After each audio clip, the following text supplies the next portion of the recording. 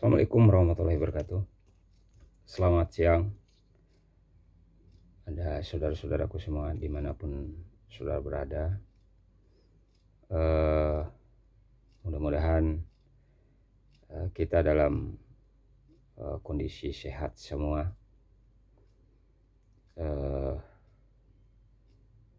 Tentu dalam hal ini meskipun sudah limit waktunya sudah udah lama ya kan, saya tidak YouTube ya terkait dengan isu-isu ya, baik itu isu hukum ya kan, ya isu-isu politik dan isu-isu yang lain gitu kan. Tapi tentu saja dalam rangka untuk mengasah gitu kan, dengan didasari dengan keilmuan, karena kita selaku baik itu profesi ya kan ataupun secara akademis ya, tentu keilmuan ini perlu diasah ya kan, tapi tentu juga dengan berbagai referensi-referensi yang harus kita yang kita lakukan, yang harus kita stressing ya terkait dengan persoalan-persoalan isu gitu kan, baik isu-isu hukum maupun isu-isu politik. Tapi saya mencoba ya dari perspektif akademis ya, melihat perkembangan-perkembangan di depan kasat mata kita hari ini, meskipun isu-isu yang sifat yang heboh ya kalau menurut saya gitu kan, terkait dengan semacam polemik ya, karena bagaimanapun kita selaku profesi ya, profesi advokat, kemudian relevansikan dengan keilmuan yang kita dapat dari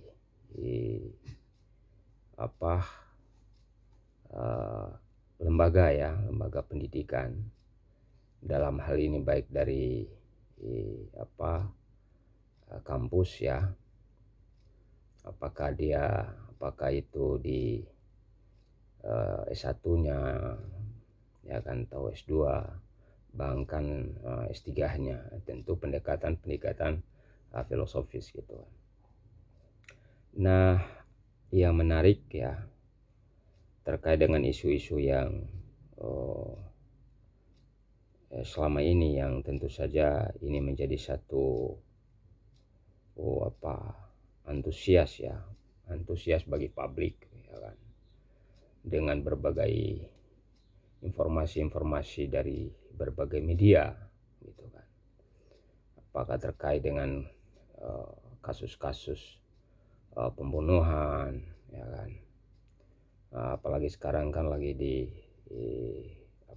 yang lagi rame ya hari ini didiskusikan dalam tingkat baik itu orang hukum ya kan, bahkan persoalan-persoalan hukum itu nyaris masuk ke politis juga gitu kan. Nah, boleh nggak kita sebagai seorang profesi ya, seorang akademis gitu kan, melakukan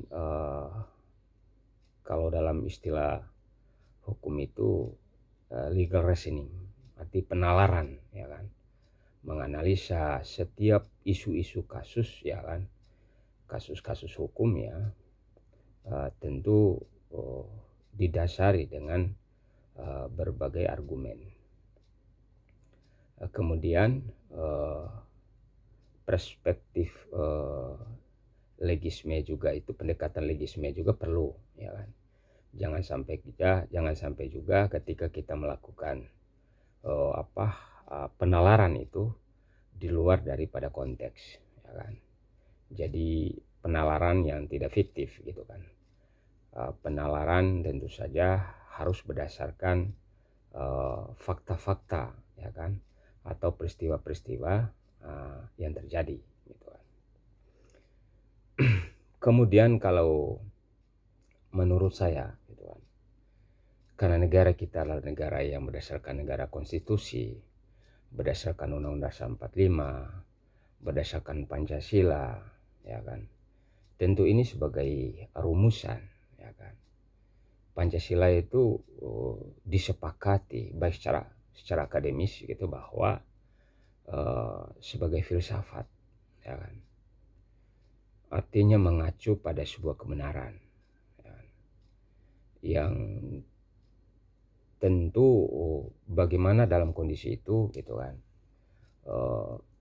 kita relevankan ya dengan setiap persoalan-persoalan atau isu-isu hukum gitu kan, sehingga persoalan itu mampu kita mendudukan, mengkonstruksikan, sehingga itu menjadi sebuah pencerahan, menjadi sebuah edukasi bagi publik gitu kan. Nah tentu saja kita sebagai sebagai seorang hukum atau sebagai lawyer gitu kan, salah satu sebagai penegak hukum yang tentu saja selaras dengan kepolisian, kejaksaan dan pengadilan gitu kan. Meskipun dengan perspektif yang ya bukan berbeda sebetulnya kan.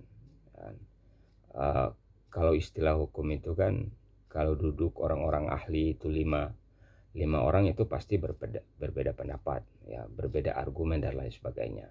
Dan itu oke, nggak ada masalah itu kan. Nah, tapi kalau persoalan itu kemudian ada pendekatan politisnya, itu nggak bisa dipisahkan. Bahwa hukum itu tidak bisa pisahkan dengan hukum. Nah, tentu itu saling berkaitan sebetulnya. Nah, cuman persoalannya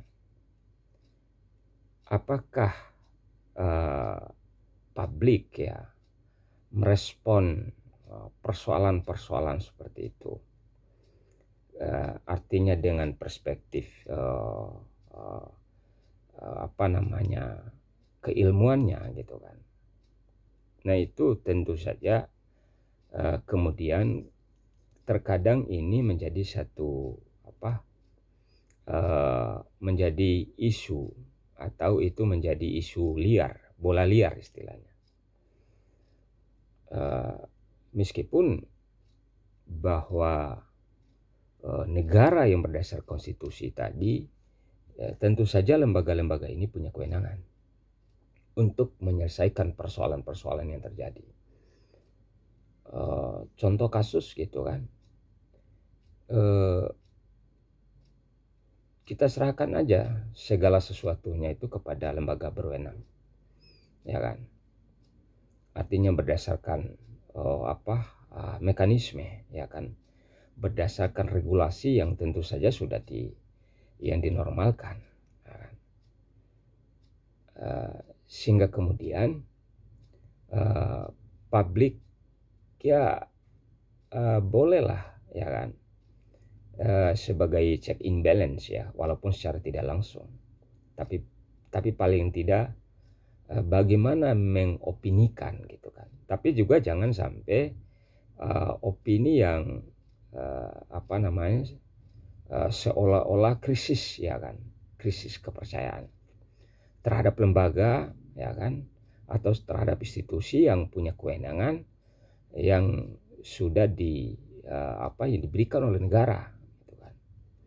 Nah ini tentu saja pelajaran buat kita gitu kan, ya. Sehingga kemudian bahwa ketika misalnya sebuah kasus yang katakan kasus itu kasus itu viral dan lain sebagainya, ya kita serahkan aja gitu kan, ya, kepada pihak institusi yang berwenang gitu kan. Katakan hari ini misalnya ketika ada persoalan-persoalan hukum, baik persoalan-persoalan yang rumit, ya kan, ya udah serahkan kepada lembaga yang berwenang, ya kan. Artinya bagaimana kita memberikan satu kepercayaan meskipun check and balance itu tetap berjalan gitu kan. Di situ kan ada yang namanya lawyersnya, ya kan, ada Kompolnasnya, ada Komnas HAM-nya, ada aktivis, ada LSM dan lain sebagainya sebagai check and balance gitu kan. Tapi pada konteks konstruktif gitu kan. Karena jangan juga bahwa dalam momentum itu, ya kan, kita masuk pada ranah-ranah yang bersifat politis, ya. Nah, ini yang menurut saya, karena kita sebagai orang hukum, ya kan, kita sebagai orang hukum gitu kan, bagaimana bahwa kepolisian, kejaksaan, pengadilan itu adalah institusi yang punya legalitas yang dipercayakan oleh publik, yang dipercayakan oleh negara berdasarkan konstitusi gitu kan. Nah, ada persoalan-persoalan mungkin yang selama ini terjadi gitu kan, ketidakkepuasaan dan lain sebagainya, ya kan, itu dinamika, ya kan, atau kalau boleh kita bilang bahwa itu adalah sebuah oknum gitu. Tapi bukan persoalan kita mengeneralisir gitu kan, bahwa semua institusi itu seperti itu, tidak juga, tidak seperti itu. Artinya bagaimana kita mencerahkan, memberikan satu edukasi yang konstruktif, ya kan, dengan dengan gagasan, dengan argumentasi gitu kan, yang tentu saja memberikan satu spirit dan motivasi, ya kan, kepada lembaga-lembaga yang terkait yang punya wewenang, ya kan, yang diberikan oleh negara. Nah, itu menurut saya, perspektif saya, dan itu kalau pendekatan legisme seperti itu gitu kan. Nah, itu menurut saya. Kemudian yang kedua, ya kan, saya itu mencoba meskipun itu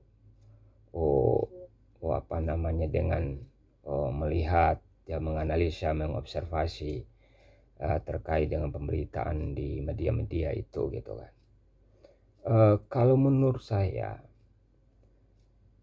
karena ini terkait dengan apalagi persoalan-persoalan yang bersifat publik, ya kan, public interest gitu kan. Kan ini walaupun kejadian katanya misalnya kasus, ya kan, saya tidak sebut secara spesifik gitu kan, kemudian ini menjadi sebuah isu gitu kan. Terkadang, ya kan,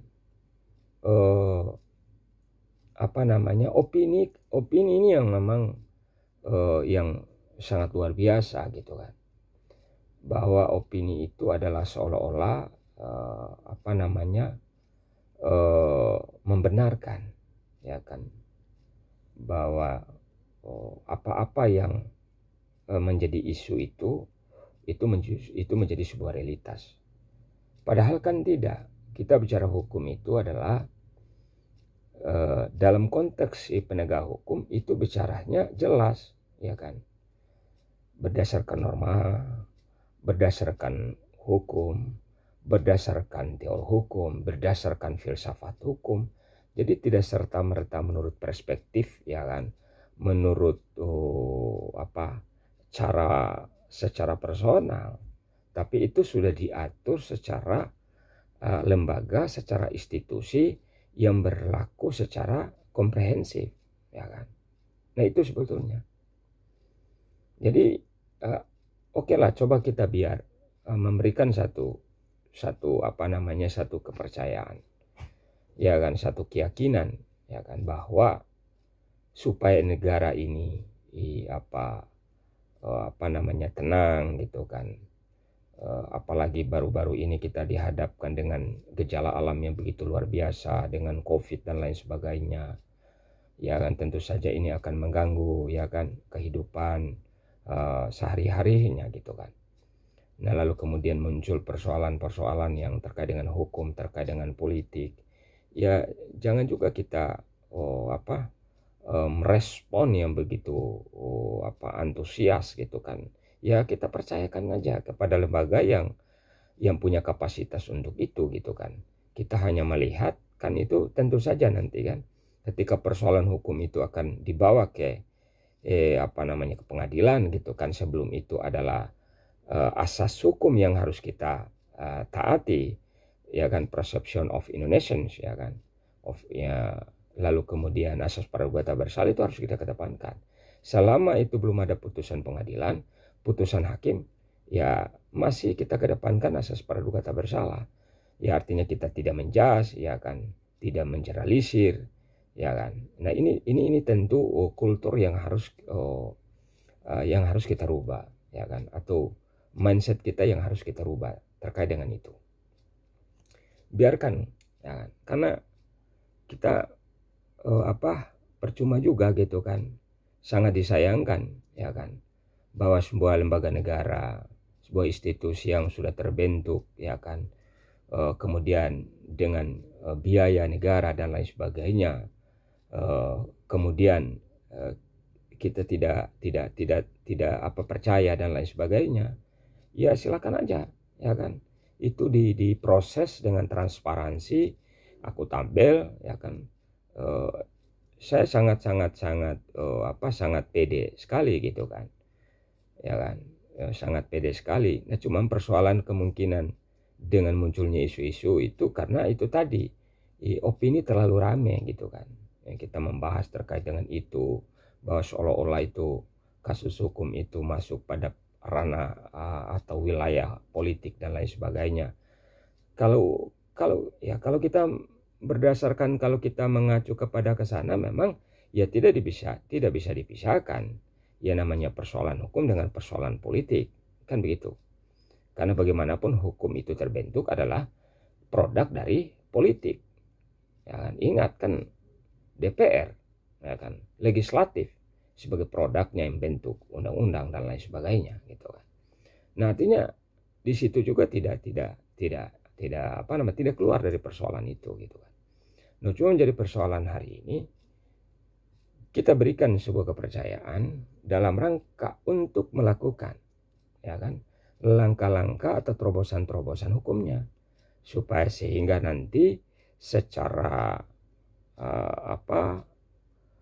komprehensif, ya kan, dibuka, ya kan, bisa dipertanggungjawabkan baik sesuai dengan rananya atau wilayah institusi tersebut gitu kan. Kan udah jelas itu. Tinggal kita dalam rangka check in balance itu ya kita melihat gitu kan.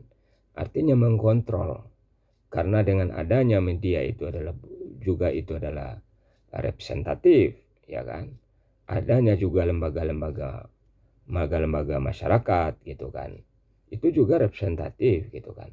Kalau semua kita bahas, kita diskusikan, sehingga itu akan menjadi rame, sehingga itu akan menjadi rancu, jadi tidak fokus, ya kan, petugas yang melaksanakan, ya kan, sesuai dengan undang-undang yang dibolehkan oleh negara. Tapi ketika ada persoalan-persoalan seperti itu gitu kan, ya kita percayakan saja, toh selama ini berjalan gitu kan. Yang penting tidak keluar dari tadi, ya kan, bahwa kita memiliki rasa keadilan, ya kan. Kemudian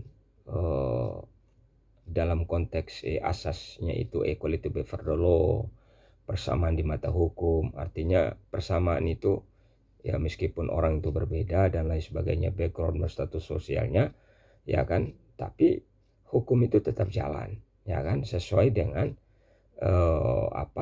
perbuatannya, sesuai dengan kesalahannya, dan itu diminta, ya kan, responsibility-nya, pertanggung jawab pidananya. Dan itu punya kewenangan dan lain sebagainya. Yang punya kapasitas adalah tadi institusi, ya, penegak hukum, dalam ini pengadilan, jaksa, kepolisian, lawyer, ya kan, diserahkan saja, ya kan. Nah itu maksudnya, ya kan, sehingga kemudian bahwa negara yang sedang baru kita ini keluar dari persoalan yang sangat membahayakan itu COVID-19, ini kan baru keluar dari persoalan itu, walaupun kita tetap hari ini tetap menjaga, ya kan, mengantisipasi dan lain sebagainya. Artinya akibat dari peristiwa alam itu, tentu itu akan berakibat ke masalah ekonomi dan akan pengaruh semua gitu kan. Oleh karena itu, jangan juga dengan ketika ada persoalan-persoalan, apakah persoalan kecil, apakah persoalan besar, ya jangan juga digeneralisir, serahkan sepenuhnya kepada lembaga yang berwenang atau institusi yang berwenang. Kalau itu diserahkan sepenuhnya, insya Allah akan berjalan kok, yakin kita, ya kan. Ya, makanya kita bekerja itu sesuai dengan porsi kita, sesuai dengan kewenangan kita. Boleh nggak kita melakukan semacam legal reasoning, penalaran dan lain sebagainya dalam konteks keilmuan, ya kan, sah-sah saja, ya kan. Contoh misalnya kalau katakan misalnya di kampus dalam konteks diskusi dan lain sebagainya itu, ya silakan, nggak ada masalah gitu kan. Kan itu merupakan satu motivasi gitu kan, terkait dengan keilmuan hukum, keilmuan politik dan lain sebagainya. Jadi mungkin itu aja, ya kan. Saya tidak secara spesifik, ya kan, membahas kasus-kasus yang terjadi. Tapi saya yakin siapapun yang mendengarkan ini, siapapun melihat, tentu juga akan paham. Hanya satu persoalan kita serahkan kepada institusi atau lembaga yang berwenang. Itu saja, ya kan. Mohon maaf lebih dan kurangnya. Terima kasih. Assalamualaikum warahmatullahi wabarakatuh.